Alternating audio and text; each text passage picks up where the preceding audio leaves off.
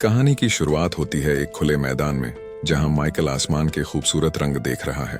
अचानक एक गोली चली और एक औरत चीखी, जिसके बाद माइकल झट से उड़ गया और समझा कि यह सब सिर्फ एक सपना था। उस रात वो कसीनो में गया, जहां वो पिछले 3 महीने से काम कर रहा है।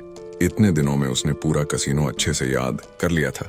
हर कैमरा कहाँ पर है, हर एक एम्प्लॉय का रूटीन क्या है, सब कुछ उसने सबके साथ दोस्ती कर ली थी। उनकी पसंद नापसंद आदतें, सब कुछ पता था उसे। अब तो वह बड़े बड़े वीआईपी क्लाइंट्स को भी सर्व करने लगा, जहां उसे कई बार बहुत खुफिया बातें सुनने को मिल जाती। अपनी शिफ्ट खत्म होने के बाद माइकल ने अपने चेहरे से मेकअप हटाया। उसने अपना चेहरा बिल्कुल बदल रखा था। कोई बता ही नहीं सकता कि यह सेम आदमी है। असल जिंदगी में वह एक ठग है जो लोगों को बेवकूफ बनाकर उनसे पैसे लूटता है। वह कसीनो में छुपकर इसीलिए काम कर रहा था ताकि अंदर की पूरी जानकारी ले सके। 3 महीने तक यहाँ लगातार काम करने से उसने मशीन और टेबल्स में छोटे छोटे गैजेट्स लगा दिए थे और अब वह ढेर सारा पैसा जीतने के लिए पूरी तरह तैयार था। एक बिल्कुल नई अलग पहचान बनाकर वो कसीनो के अंदर गया और अपने फोन से एक छुपे हुए गैजेट को एक्टिवेट कर दिया, जिससे सभी कार्ड शफलिंग मशीन से अपने आप बाहर उड़ने लगे। फिर वह एक टेबल पर गया जहाँ उसने अपने मैग्नेटिक डाइस का इस्तेमाल किया। उसने पहले से वहाँ एक बटन लगाया था जिससे वह डाइस के रिजल्ट को बदल सकता है। फिर वह एक वीआईपी क्लाइंट के कमरे में गया जो कि सो रहा था, क्योंकि माइकल ने उसकी ड्रिंक में नशीली दवाई मिला दी थी। उसके बाद वीआईपी प्लेयर्स को प्राइवेट कमरे में ले जाया गया। तब माइकल ने उस बेहोश किए हुए आदमी का गोल्ड पास और कुछ फैंसी कपड़े चुरा लिए। माइकल तुरंत सर्विस एलिवेटर में गया और कंट्रोल पैनल में अपनी चिप डाल दी। जब एक एम्प्लॉय नए कार्ड्स को ले जा रहा था तो माइकल ने वीआईपी बनकर कहा कि कोई साला मुझे गलत फ्लोर पे छोड़ गया है, तुम सबकी कंप्लेंट करूंगा मैं, ठीक है। जिसके बाद एम्प्लॉय थोड़ा डर गया और उसने कहा कि सर मैं लेकर चलता हूं आपको। लेकिन तभी माइकल ने अपने फोन की मदद से लाइट्स और एलिवेटर को बंद कर दिया। इस बात से एम्प्लॉय और घबरा गया कि वीआईपी अब और परेशान हो जाएगा और अब वह मदद बुलाने लगा कि जल्द से जल्द लिफ्ट को ठीक करो। इस सब के बीच ही माइकल ने बड़ी चालाकी से अपना बॉक्स वहां रख दिया और असली कार्ड्स हटा दिए। फिर सब कुछ वापस से ऑन करके वह वीआईपी रूम में गया, जहां इलेक्स नाम का एक आदमी भी है। माइकल ने स्पेशल चश्मे पहने थे जिससे वह कार्ड्स के नंबर देख सकता है। गेम शुरू हुई तो वह हर बार नहीं जीता ताकि शक ना हो और दूसरे लोग और ज्यादा बेट लगाएं। फिर उसने बड़ी चालाकी से अपने कार्ड्स बिल्कुल परफेक्ट बना दिए और सारा पैसा लगा दिया। बाकी सब ने भी उसको देखते हुए सारे पैसे लगा दिए। अब वह एक ही झटके में करोड़ों जीतने वाला था। लेकिन तभी अचानक उसके पत्ते फिर से बदल गए। वह हार गया। इतनी प्लानिंग के बाद भी तीसरा प्लेयर जीत गया और उसने कहा मैं अब और नहीं खेलना चाहता। वो पैसे लेकर चल दिया। माइकल को शक हुआ और वह उस आदमी का पीछा करने लगा। उसने कहा तूने चीटिंग किया है ना, चल सूटकेस दे अपना। लेकिन अंदर पैसे नहीं, सिर्फ कागज निकले। तभी अचानक से लाइट झिलमिलाई और उस आदमी का चेहरा बदल गया। वह तो असल में वह आदमी था ही नहीं जिसका माइकल पीछा कर रहा था। तभी पीछे से गार्ड्स आ गए और माइकल को पकड़ लिया, जबकि इलेक्स चुपके से वहां से भाग गया। माइकल को एक स्टोर रूम में कुर्सी से बांध दिया गया। एक गार्ड ने उसके मुंह पर मुक्का मारा। कसीनो का ओनर विक्टर भी वहां आया और पैसे मांगे। माइकल ने कहा कि मैं तुम्हारा वीआईपी क्लाइंट हूं, मुझे मारोगे। इस बात पर तो उसे और मार पड़ी। तब उसने बताया कि वहां पर एक और ठग था, वो पैसे ले गया। उसने मुझे भी पागल बना दिया। विक्टर को उसकी बात पर यकीन नहीं हुआ और उसने 1 हफ्ते का वक्त दिया कि पैसे लेकर आ मेरे पास, वरना तेरा अंजाम बहुत बुरा होगा। इसके बाद माइकल एक छोटे से कसीनो में गया जो रेगिस्तान के बिल्कुल बीच में था। गार्ड्स ने उसे गन पॉइंट पर रोका, पर उनका बॉस लियोन वहां आया और कहा कि माइकल को आने दो, ये मेरा दोस्त है। दोनों ने साथ में ड्रिंक्स ली। माइकल ने देखा कि लियोन के गले में एक नेकलेस है जिसमें वही निशान है जो इलेक्स के टैटू में था। उसने लियोन से उस निशान के बारे में पूछा। लियोन ने कहा कि पहले मुझे अपनी कहानी बताओ, क्या कांड किया तुमने इस बार। जिसके बाद माइकल ने सब कुछ बताया। तब लियोन ने समझाया कि तू एक साइकिक से भिड़ कर आया है। बहुत से लोग यह बात नहीं मानते और कई लोग जानते ही नहीं है कि कई ऐसे लोग हैं जिनके पास सुपर पावर्स हैं। वो लोग हम सबके बीच में ही छुप कर रहते हैं। वो लोग एक दूसरी दुनिया में घुसकर इस दुनिया की चीजों को बदल सकते हैं। लियोन ने उसे एक पुरानी किताब दिखाई जिसमें कुछ महान लोगों की ड्राइंग्स थीं। उसने बताया कि यह सब लोग उसी दूसरी दुनिया से जुड़े हुए हैं। यह एक ऐसी जगह है जहां सबकी सोच और यादें जुड़ी होती हैं। जो लोग ताकतवर होते हैं वह उस जगह पर जा सकते हैं और वहां पर अपनी शक्तियों का अलग तरीके से इस्तेमाल कर सकते हैं। आम लोग भी उस दुनिया में जा तो सकते हैं, पर वापस तभी आ पाएंगे जब उनके पास कोई ऐसा इंसान हो जो उन्हें वहां से लेकर आ सके। माइकल को यह सब सिर्फ एक मजाक लगा और वह हंसने लगा। लन इस बात से गुस्सा हो गया और उसने वह किताब निकाली जिसमें पावर वाले लोगों के नाम लिखे थे। उसने कहा कि जा एलेक्स को ढूंढ और पैसा लेकर आ। दूसरी ओर एलेक्स ने गॉर्डन नाम के एक इंसान से मुलाकात की और उसे सारे पैसे दे दिए। गॉर्डन ने एलेक्स से कहा कि मुझे भी दूसरी दुनिया में जाना है, लेकिन एलेक्स ने मना कर दिया। उसने कहा कि मैं नहीं चाहता तुम वहां खो जाओ क्योंकि तुम्हारे साथ बिजनेस करने में मजा आता है, तुम पर भरोसा है। दूसरी तरफ माइकल ने लियोन से पूछा कि क्या इस लिस्ट वाले लोग सच में हैं। लियोन ने कहा कि हाँ हैं, मैंने उनकी पावर्स खुद देखी हैं।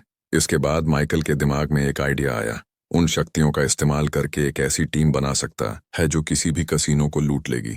सबसे पहले उसने एरिक को ढूंढा, एक अमीर लड़का जिसके अंदर चीजों को अपने दिमाग से हिलाने की ताकत है, लेकिन वह कोई काम करना ही नहीं चाहता था।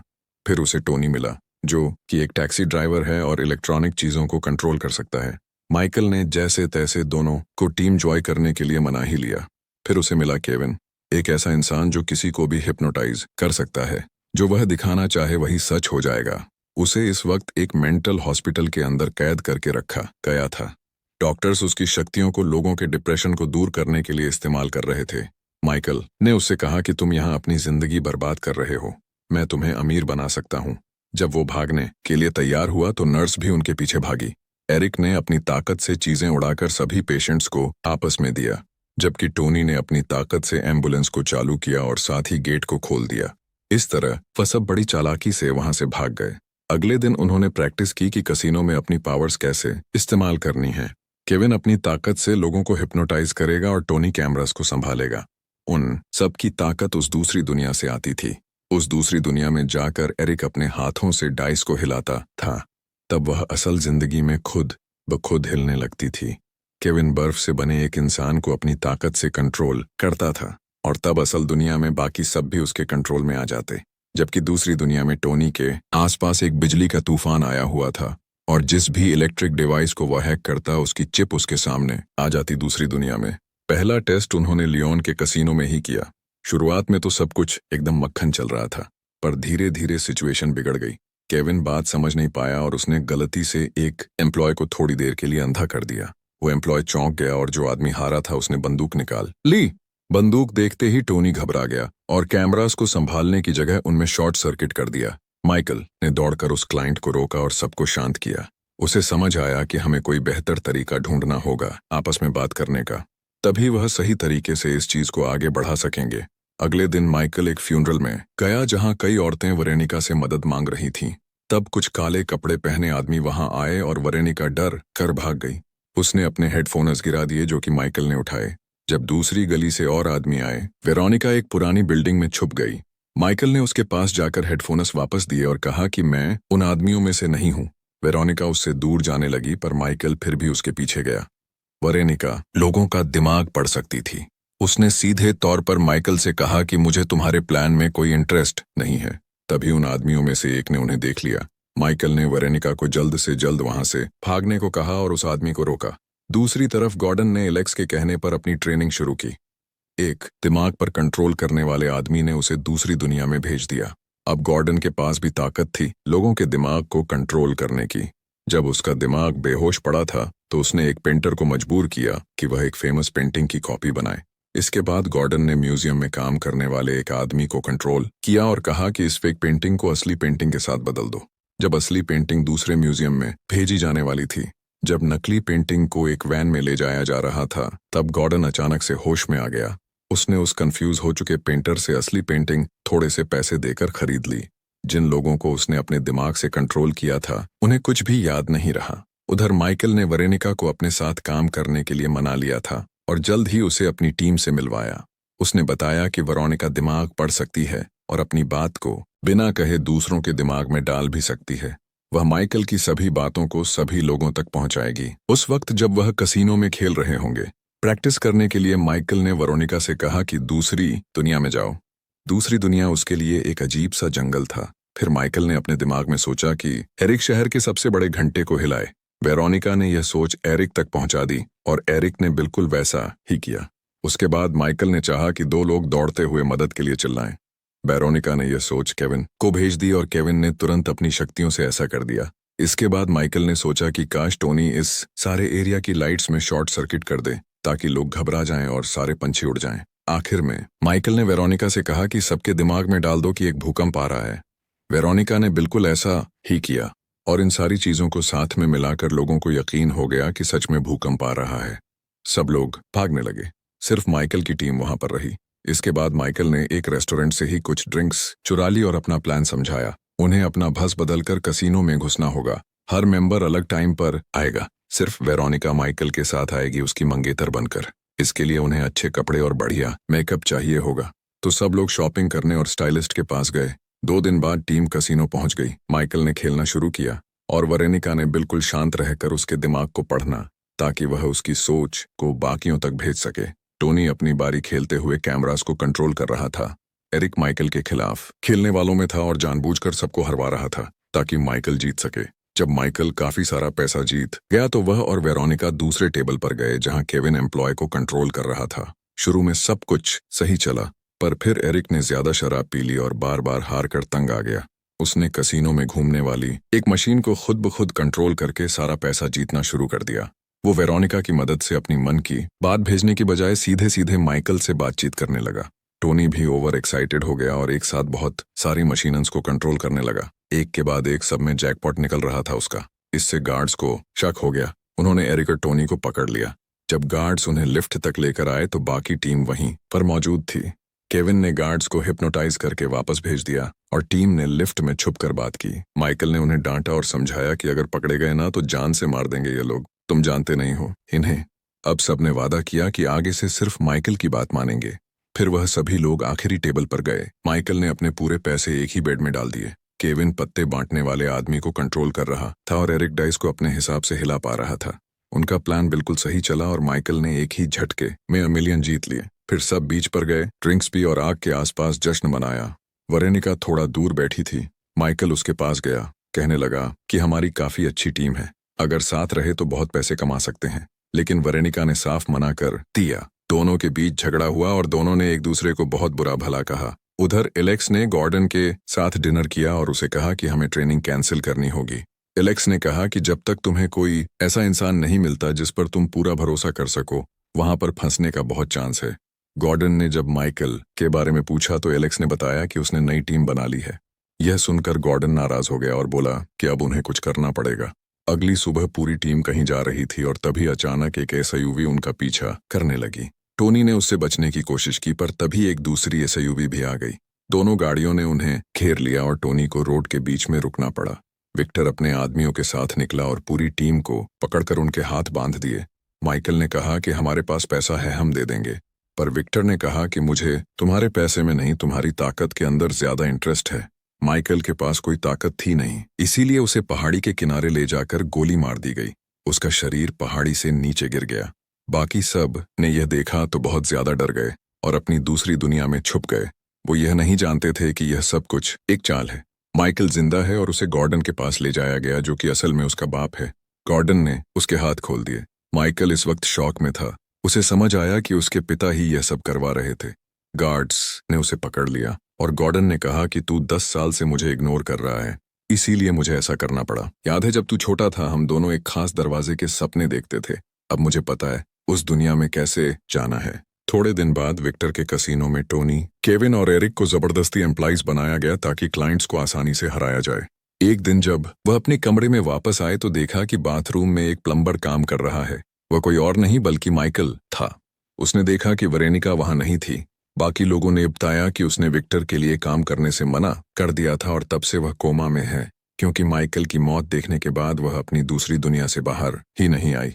उस रात टेबल के ऊपर लाइट्स फ्लिकर होने लगी। टीम ने विक्टर को घेर लिया और कहा कि हम यह काम छोड़ रहे हैं, जिसके बाद गार्ड्स ने उन्हें एक स्टोर रूम में बंद कर दिया और एक नए गार्ड को वहां सिक्योरिटी के लिए तैनात कर दिया गया। यह भी भेष बदल के माइकल ही था। उसने सबको आजाद किया और भागने का प्लान समझाया। केविन ने गार्ड को मजबूर किया कि वह अपने की कार्ड से लॉक खोल दे, जबकि माइकल ने एक चाबी चुराकर एलिवेटर को बेसमेंट में ही अटका दिया। आगे के कॉरिडोर में तो लेजर लगी हुई थी। माइकल ने टीम को वहां काम पर लगाया और खुद वेरोनिका को ढूंढने गया। उसने हिसाब लगा लिया था कि वे वेरोनिका किस कमरे में बंद होगी। उसने एक मास्क पहना और गैस बम गिरा दिया वहां पर। गार्ड को ढेर करने के बाद उसने वेरोनिका को उसके कमरे से बचाया। टोनी ने कुछ लेजर्स तो बंद कर दिए पर सारे नहीं। अब इतनी जगह बन गई थी कि एरिक ध्यान से बीच बीच से निकलकर तिजोरी तक पहुंच सकता था। उसने अपनी ताकत का इस्तेमाल करके तिजोरी खोलना शुरू किया, लेजर तो बंद हो गई थी पर अलार्म बज गया। गार्ड्स तिजोरी वाले कमरे की तरफ दौड़ने लगे, लेकिन लिफ्ट काम कर नहीं रही थी और दूसरी ओर एक हिप्नोटाइज्ड एम्प्लॉय उन सबके ऊपर गोली चला रहा था। गार्ड्स ने हमला करके उस हिप्नोटाइज्ड आदमी को गिरा दिया और जल्द से जल्द कॉरिडोर में घुस गए, लेकिन तब तक एरिक ने तिजोरी खोल ली थी। वह सब अंदर घुस गए और दरवाजा बंद कर लिया। विक्टर ने अपने आदमियों से कहा कि जैसे ही यह लोग बाहर आएंगे उन्हें मार दिया जाए। तभी माइकल ने बताया कि प्लान तब तक खत्म नहीं होगा जब तक वेरोनिका नहीं जाग जाती। सबने उसे समझाया कि अगर तुम उस दुनिया में गए से बाहर लाने के लिए तुम मर भी सकते हो, तुम्हारे पास शक्तियां नहीं हैं। लेकिन माइकल ने फिर भी जाने का फैसला किया। केविन ने अपनी शक्ति से उसे हिप्नोटाइज करके दूसरी दुनिया में भेज दिया। माइकल एक सफेद सी जगह पर पहुंच गया जहां उसकी जिंदगी की सारी चीजें तैर रही थीं। उसे बीते हुए कल की आवाजें आ रही थी, माँ की मौत, पुराने इलीगल काम, जेल का समय, सब कुछ याद आ गया उसे। जल्द ही उसे वेरोनिका की आवाज भी सुनाई दी जिसमें उसने माइकल को एक खुदगर्ज इंसान कहा। एक दरवाजा आया और माइकल उसके पार चला गया। वह एक बड़े से मैदान में जा गिरा जहां कई दरवाजे हैं और आसमान के रंग बहुत खूबसूरत। ऐसा लग रहा था एक तूफान आने वाला है, तो वह एक दरवाजे के पीछे छुप गया। वह तूफान बहुत तेज था, लगभग उसे मार ही देता, लेकिन माइकल ने अपना हाथ उठाया और तूफान रुक गया। एक इशारे से उसने पूरे तूफान को जमीन पर गिराकर मैदान साफ कर दिया। फिर माइकल जमीन पर बैठा और वेरोनिका की यादों पर ध्यान दिया। अचानक जमीन फटने लगी और वह मैदान शहर में बदल गया। माइकल सीढ़ियां चढ़कर ऊपर गया और देखा वेरोनिका आसमान के रंग देख रही है। जब उसने पास जाने की कोशिश की तो देखा कि उसके आसपास एक फोर्स फील्ड है, एक अदृश्य ताकत जिसे वह नहीं तोड़ सकता। उसने जोर जोर से धक्का दिया और चिल्लाया, लेकिन वेरोनिका ने जवाब नहीं दिया। फिर माइकल ने सोचा कि अपने दिमाग से उस तक बातें पहुंचाने की कोशिश करता हूं। इससे बिल्डिंग्स नीचे गिरने लगीं और वह एक खाली जमीन पर बारिश के नीचे आ गया। वह फोर्स फील्ड अभी भी वेरोनिका के आसपास उसकी सुरक्षा कर रही थी, लेकिन अब वह माइकल की आवाज सुन सकती है।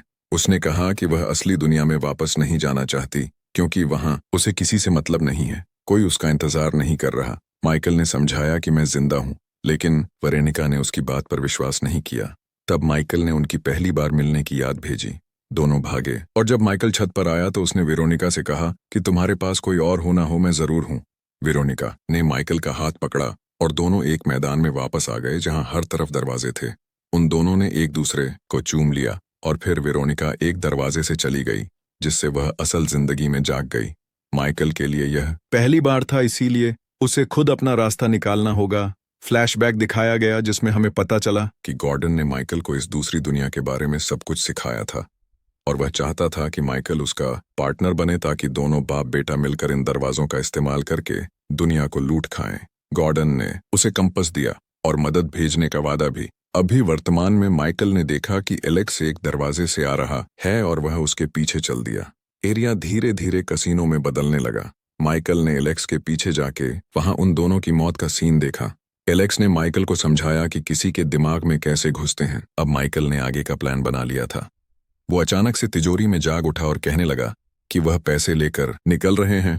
टोनी ने लॉक को डीएक्टिवेट किया और दरवाजा खुल गया, लेकिन कॉरिडोर में कोई भी नहीं था, बिल्कुल खाली। तब पता चला कि जब माइकल दूसरी दुनिया में था तो उसने विक्टर के दिमाग में घुसकर उसे ऐसा भरोसा दिला दिया कि टीम तो पैसे लेकर पहले ही भाग चुकी है। जिसके बाद विक्टर ने अपने गार्ड्स को कहा कि जल्दी से बाहर जाकर उन्हें ढूंढो और यही वजह थी खाली कॉरिडोर की। इसके बाद तो टीम बड़ी आसानी से पूरे पैसे लेकर वहां से निकलकर भाग गई। वीडियो पसंद आई तो लाइक कर देना, चैनल को सब्सक्राइब कर लेना। मिलते हैं अगली वीडियो। कहानी की शुरुआत होती है एक खुले मैदान में जहां माइकल आसमान के खूबसूरत रंग देख रहा है। अचानक एक गोली चली और एक औरत चीखी, जिसके बाद माइकल झट से उड़ गया और समझा कि यह सब सिर्फ एक सपना था। उस रात वो कसीनो में गया जहां वो पिछले 3 महीने से काम कर रहा है। इतने दिनों में उसने पूरा कसीनो अच्छे से याद कर लिया था। हर कैमरा कहाँ पर है, हर एक एम्प्लॉय का रूटीन क्या है, सब कुछ उसने सबके साथ दोस्ती कर ली थी। उनकी पसंद नापसंद आदतें सब कुछ पता था उसे। अब तो वह बड़े बड़े वीआईपी क्लाइंट्स को भी सर्व करने लगा, जहां उसे कई बार बहुत खुफिया बातें सुनने को मिल जाती। अपनी शिफ्ट खत्म होने के बाद माइकल ने अपने चेहरे से मेकअप हटाया। उसने अपना चेहरा बिल्कुल बदल रखा था। कोई बता ही नहीं सकता कि यह सेम आदमी है। असल जिंदगी में वह एक ठग है जो लोगों को